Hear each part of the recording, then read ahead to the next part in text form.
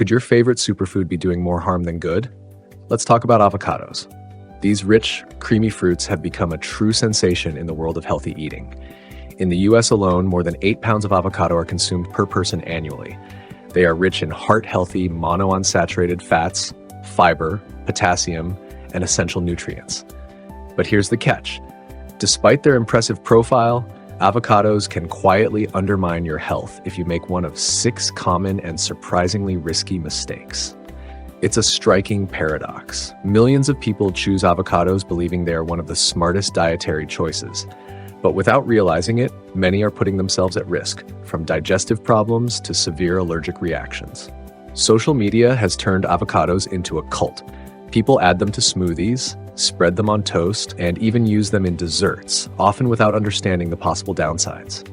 You see, just because a food is natural or nutrient-rich doesn't mean it's right for everyone or that more is better.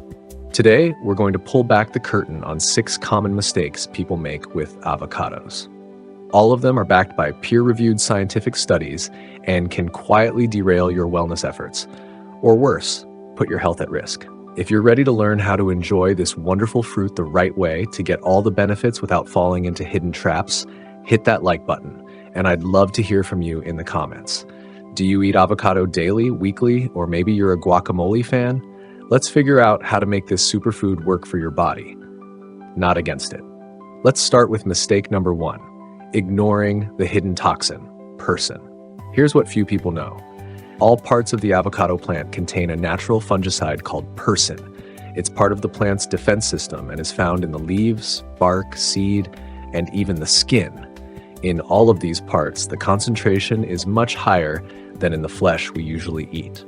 Although persin levels in ripe fruit are considered safe for most people, it's still present in small amounts. Why should you care? In a laboratory study, published in toxicological journals, avocado extract was found to cause DNA damage in human white blood cells under in vitro conditions. In other words, when exposed to this compound in a petri dish, cells showed genotoxic effects, damage to genetic material. Don't panic. This doesn't mean eating guacamole will mutate your cells. The human body, especially the liver, is quite good at processing these kinds of compounds.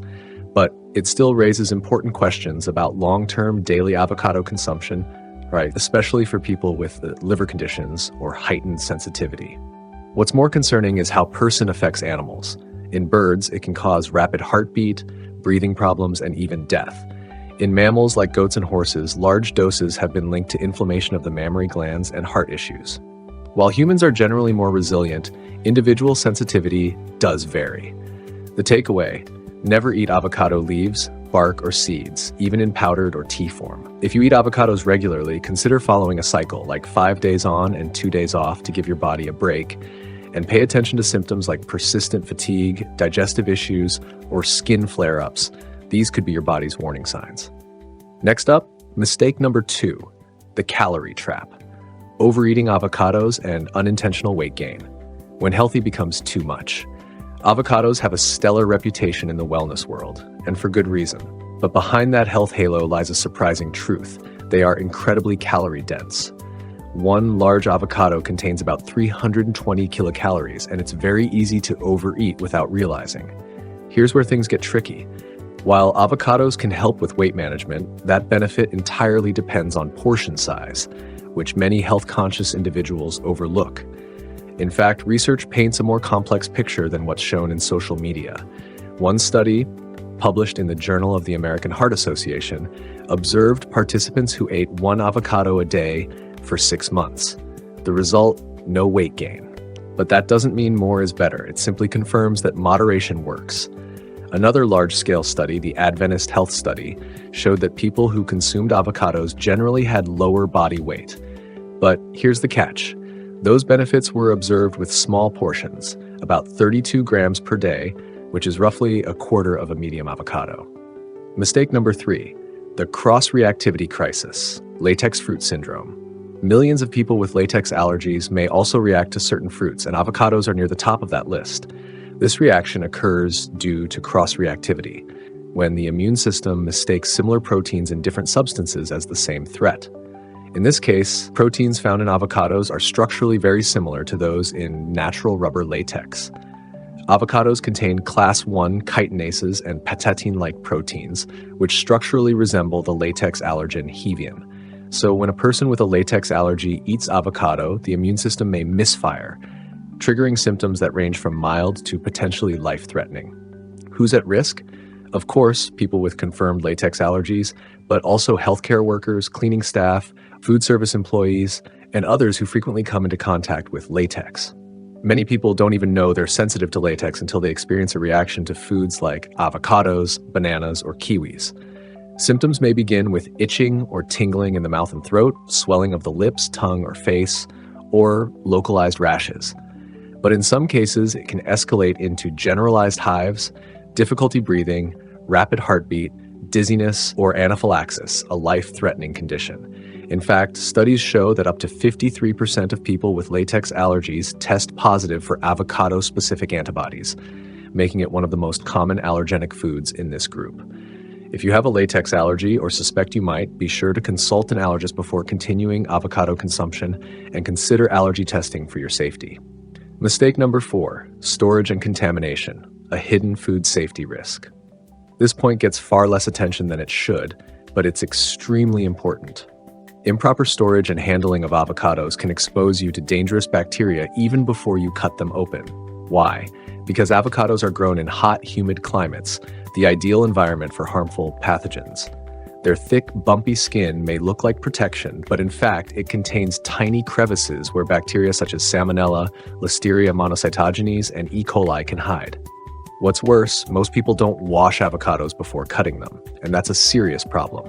When you cut through the skin, the knife can transfer bacteria from the surface straight into the flesh. Food safety agencies, including the FDA, have warned about this. In fact, tests on avocados sold in supermarkets have shown contamination on both skin and flesh. If the fruit isn't washed properly or stored too long after cutting, the risk of bacterial illness rises sharply. Here's how to reduce your risk.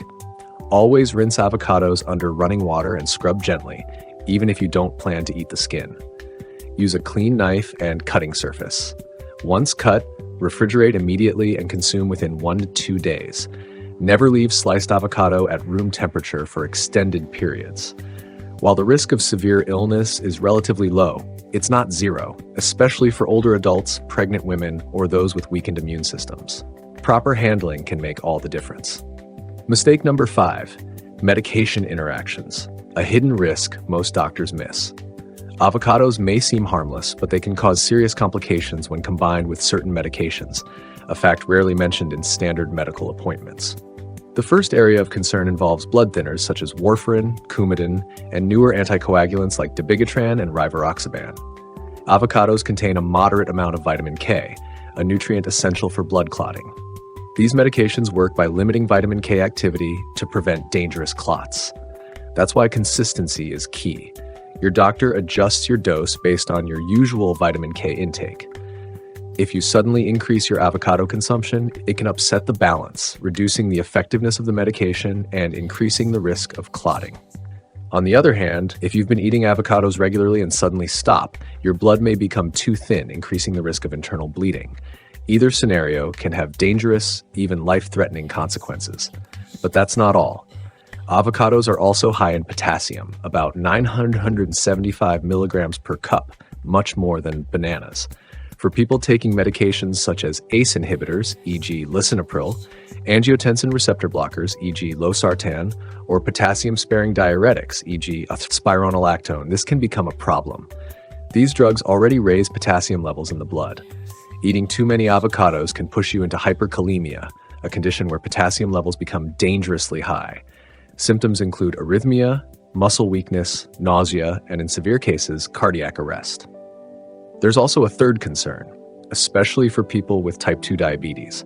Avocados are high in dietary fiber, which is generally good, but in this case, it can slow the absorption of oral diabetes medications, potentially making them less effective. The result, difficulty managing blood sugar, even if you stick to your prescribed regimen. Additionally, although monounsaturated fats in avocados are often praised for their metabolic benefits, they can also enhance insulin sensitivity, which might be risky for those taking insulin or sulfonylurea medications. Increased sensitivity may sound like a good thing, But in this context, it can lead to unexpected drops in blood sugar, causing symptoms like dizziness, weakness, or even hypoglycemia. If you take medications regularly, especially for diabetes, it's essential to talk to your healthcare provider before making avocados a daily staple in your diet. Mistake number 6, ignoring individual sensitivity and tolerance. This final mistake is one of the most underestimated, but it can have serious health consequences. It's about not considering how exactly one's body reacts to avocado. Everyone's tolerance is different, and reactions can vary greatly depending on genetics, health condition, and even age. Unfortunately, many people believe that if avocado is healthy, it must be safe for everyone. But that's not always the case. First, digestive sensitivity. Avocado is high in fiber. A whole fruit provides about 13.5 grams. While fiber is beneficial, it can cause bloating, gas, and discomfort in people with sensitive digestive systems or those unaccustomed to a high-fiber diet. For some, this may also lead to irregular bowel movements, either constipation or diarrhea. Second, FODMAP issues. Avocados contain sorbitol, a type of sugar alcohol, and a known FODMAP, a fermentable carbohydrate. People with irritable bowel syndrome (IBS) or small intestinal bacterial overgrowth (SIBO) are especially sensitive to FODMAPs. Even small portions can trigger bloating, severe cramping, gas, and several days of digestive distress. Third, histamine intolerance. As avocados ripen, their histamine content increases. For people with histamine intolerance, a condition where the body cannot break down histamine properly, eating ripe or overripe avocados may cause symptoms such as headaches, rashes, nasal congestion, digestive upset, and even anxiety-like symptoms. Fourth, oral allergy syndrome, OAS. Some people with pollen allergies, especially birch pollen, may experience a cross-reaction when consuming avocados. This condition, known as oral allergy syndrome, usually presents with itching, tingling, or swelling in the mouth and throat. While symptoms are usually mild, in rare cases they can progress to more serious reactions. Fifth, genetic factors. Genetic differences may affect how well your body processes certain compounds found in avocados. For example, some individuals may have enzyme variance affecting fat metabolism or increased sensitivity to plant-based compounds, such as pinene, which is also found in pine nuts and herbs. This means one person may feel great after eating avocado, while another may feel sluggish, bloated, or uncomfortable after the same portion. Sixth, age-related changes. With age, the production of digestive enzymes naturally declines, and fatty foods like avocado become harder to digest. This can lead to slower digestion, nausea, or a feeling of heaviness in the stomach, especially when eaten in large amounts or on an empty stomach. How to identify your sensitivity? The key is self-observation and tracking. Keep a simple food journal. Write down what you ate, how much, when, and note any symptoms within the next 24 to 48 hours. This will help identify patterns and adjust your diet. Now, the benefits. After reviewing these 6 important mistakes, you might be wondering, is it still worth eating avocado at all? The answer is yes, absolutely. When consumed wisely and in moderation, avocado remains one of the most nutrient-rich and heart-healthy foods you can include in your diet. Its oleic acid, a monounsaturated fat, helps lower LDL, bad cholesterol, and raise HDL, good cholesterol, which plays a key role in cardiovascular protection. In fact, a major review found that regular avocado consumption is associated with a 16 to 22% reduction in the risk of cardiovascular disease and coronary heart disease. Nearly 1,000 milligrams of potassium per cup also help regulate blood pressure and counteract sodium intake, which is especially important for those at risk of hypertension. However, as previously discussed, people taking certain heart medications should consult their doctor due to the potassium content. Avocados are also rich in antioxidants, including lutein and zeaxanthin, 2 rare compounds that support eye health, reduce oxidative stress, and may help protect against age-related vision decline. These nutrients concentrate in the retina and, as studies have shown, help reduce the risk of age-related macular degeneration, one of the leading causes of vision loss. But avocados are not only rich in nutrients themselves, they also help absorb more from other foods. One of their most underestimated features is the ability to enhance the absorption of fat-soluble vitamins A, D, and K, as well as carotenoids from other foods.